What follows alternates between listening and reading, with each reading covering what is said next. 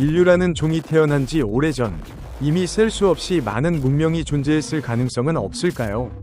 은하수가 우주의 모래폭풍처럼 소용돌이치고 수많은 항성이 펼쳐진 이 끝없이 넓은 우주에서 지구, 나아가 우주 역사 전체에서 인류가 유일무이한 존재인지에 대한 질문은 철학과 과학의 근본적인 문제로 우리 머릿속을 끊임없이 맴돌고 있습니다.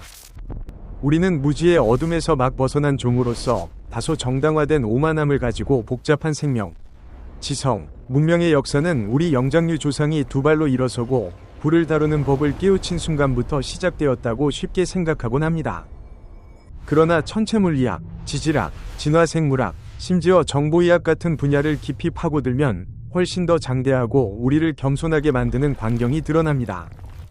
인간이 최초의 피라미드를 건설하기 수백만 년, 아니 어쩌면 수십억 년 전에 이미 수많은 다른 문명이 싹트고 번영하다가 공간과 시간의 차가운 정적 속으로 사라졌을 가능성이 매우 높습니다. 이 개념은 단순한 공상과학 소설의 낭만적인 상상이 아니라 엄격한 이론적 틀, 그중 가장 대표적인 드레이크 방정식에 단단히 뿌리를 두고 있습니다. 1961년 천문학자 프랭크 드레이크가 처음 제시한 이 방정식은 우리 은하 내에서 현재 통신 가능한 문명의 수를 추정하는 기준입니다. 이 방정식은 은하계 내 항성 형성 속도, 행성을 가진 항성의 비율, 생명을 유지할 수 있는 행성의 수, 실제로 생명이 탄생할 확률, 지적 생명체로 진화할 확률, 탐지 가능한 기술을 개발한 문명의 비율, 그리고 그러한 문명이 평균적으로 얼마나 오래 존속하는가 하는 여러 변수를 곱하는 방식으로 구성되어 있습니다. 이 변수들의 낙관적인 값을 대입하면 특정 순간에 수십만 개의 활동 중인 문명이 동시에 존재할 수 있음이 나타납니다. 하지만 핵심 문제는 단순히 동시성이 아니라 우주의 각 시대를 거치며 문명이 연속적으로 존재했는지 여부에 있습니다. 이를 이해하려면 지구를 넘어 지질학적, 천문학적 시간 척도로 우주의 역사를 조망해야 합니다.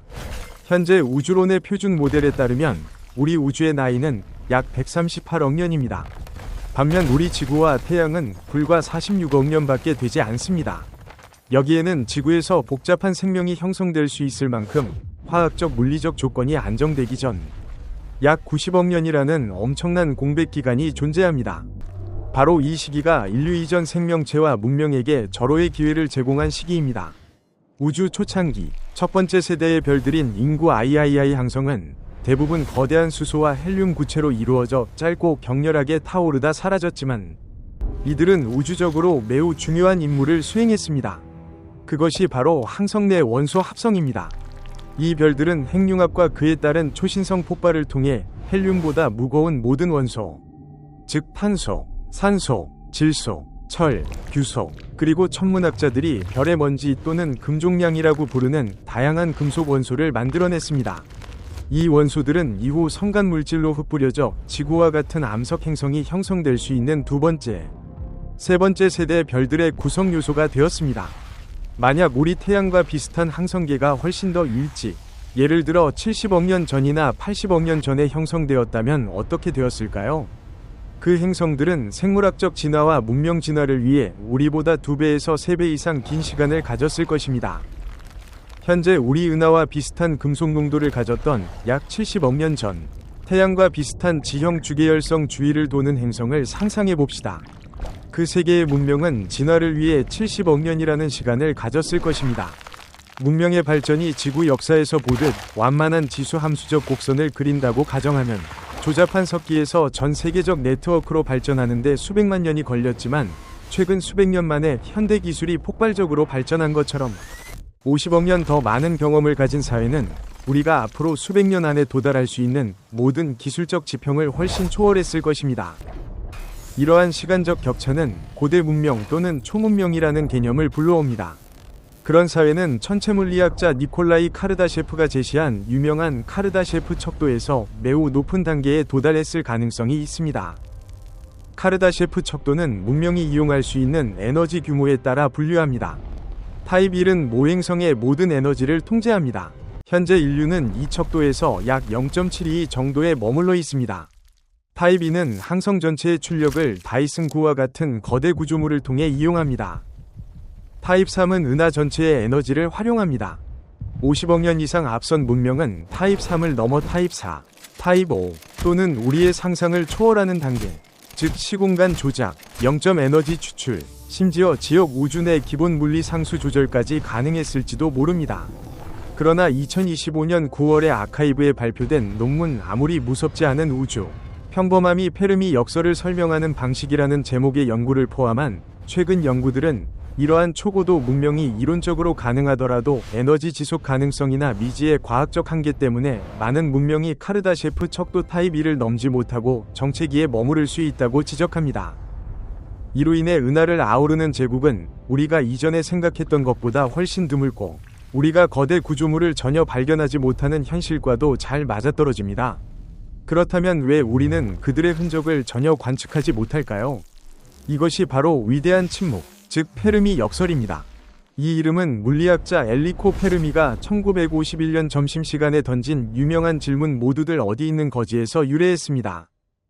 페르미 역설에 대한 설명은 수없이 많지만 인류 이전 문명이라는 맥락에서 가장 설득력 있는 것은 우주적 시간 속에서의 존재 방식과 관련된 것입니다.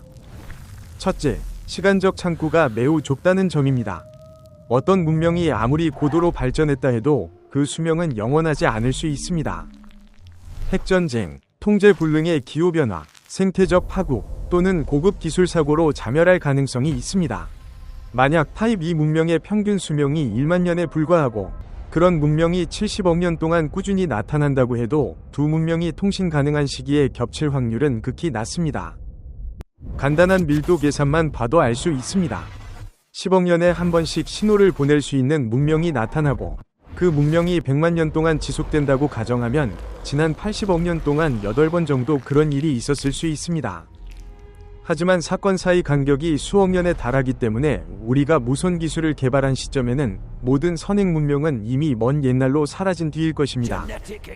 우리가 듣는 침묵은 결코 말하지 않아서가 아니라 너무 오래전에 끝나버렸기 때문입니다. 둘째, 흔적의 지속 가능성입니다.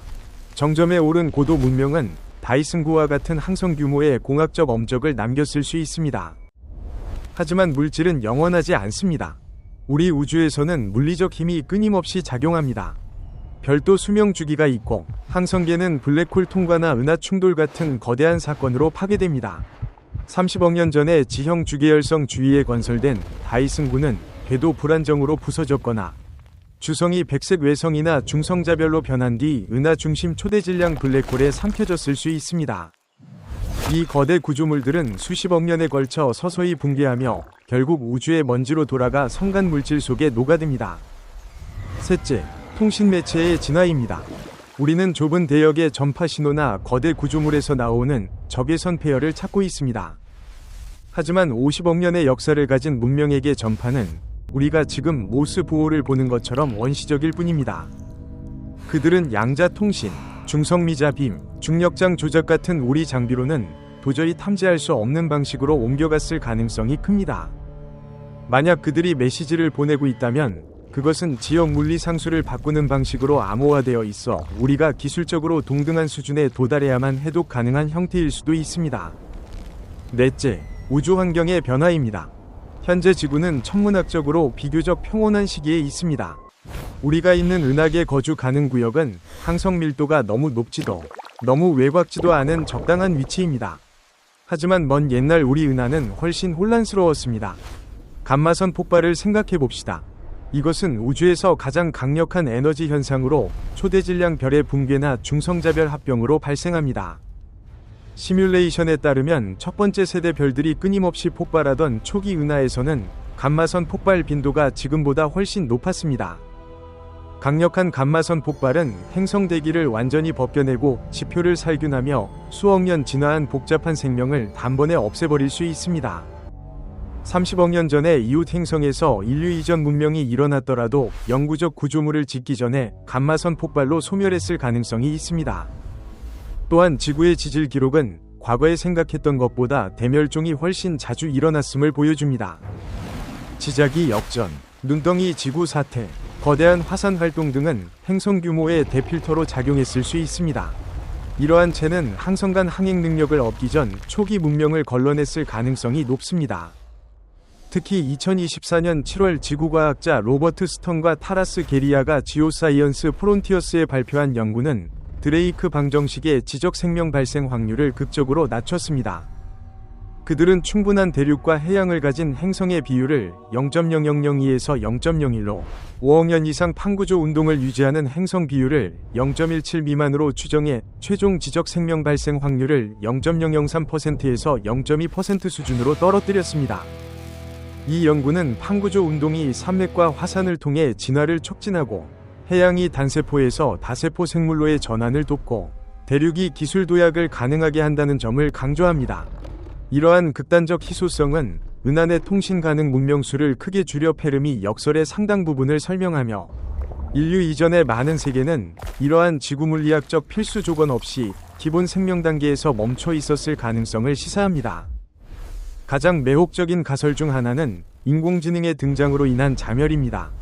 기술 진화가 지수적이라면 수십억 년 앞선 문명은 상상할 수 없는 초지능 AI를 만들어냈을 것입니다. 많은 사상가들은 초지능 AI를 창조한 순간 문명은 통제의 딜레마에 빠진다고 주장합니다.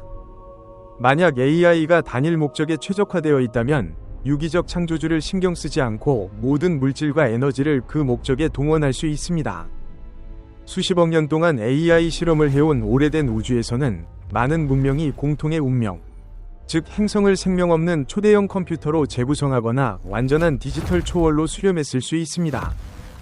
그런 디지털 존재들은 여전히 살아있을지 몰라도 우리 탐사 방식과는 완전히 다릅니다.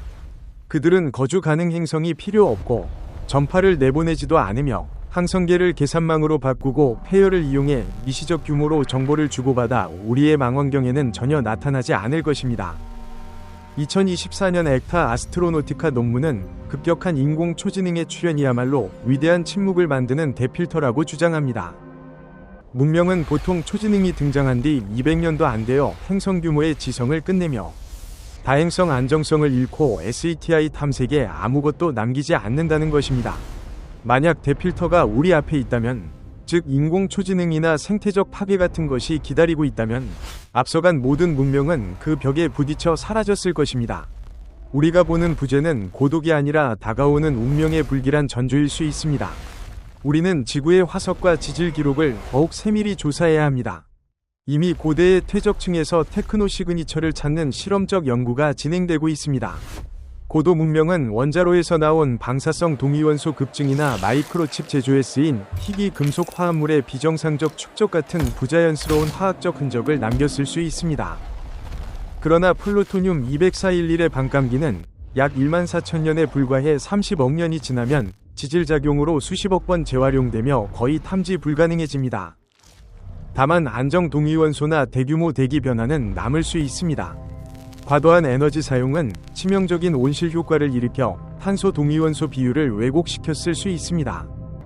만약 인류 이전 문명이 오염이나 기후변화로 대멸종을 일으켰다면 30억 년 전 지리에서 탄소 12 대 탄소 13 비율의 이상이 남아있을지도 모릅니다. 또 다른 가능성은 테라포밍된 외계 행성입니다.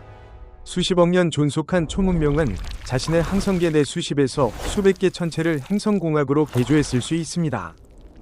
차세대 망원경은 이미 외계 행성 대기 스펙트럼을 분석하고 있습니다.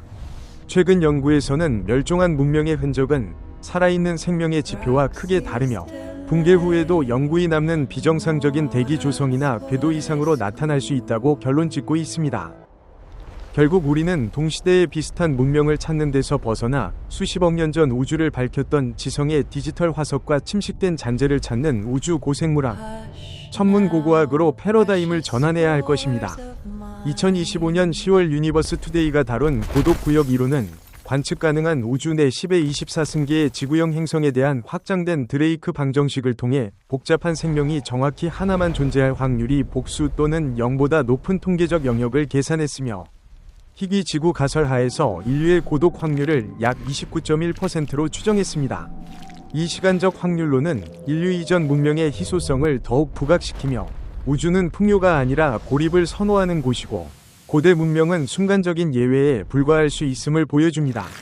어쩌면 수십억 년 후 태양이 적색 거성으로 팽창의 지구를 태울 때 우리 스스로도 은하연대기 속 짧은 섬광, 침묵을 항해할 만큼은 지혜로웠으나 대필터를 넘을 만큼은 현명하지 못했던 문명의 얇은 퇴적층으로 남을지도 모릅니다. 그리고 우리보다 수십억 년 앞선 문명들은 우리를 잠깐 반짝이다 사라지는 사소한 존재로 바라보며 우리와 함께 팽창하고 식어가는 우주의 영원한 정적 속으로 녹아들었을지도 모릅니다. 그들의 존재를 증명하는 일은 우리의 우주적 위치를 다시 정의하고 지성의 연약함에 대한 깊은 경종을 울릴 것입니다. 2025년 1월 국제우주생물학 저널에 실린 드레이크 방정식 재평가 논문은 변수의 불확실성과 인간 중심 편향을 지적하며 제임스 웹 우주망원경 데이터에 숨겨진 미세한 인류 이전 잔향을 찾아낼 수 있는 베이즈 통계와 기계학습 융합 모델을 제안하고 있습니다. 이처럼 별들 사이에서 우리의 자리를 알아가는 인류의 끝없는 여정은 추측을 정밀 탐구로 잇는 노력을 멈추지 않을 것입니다.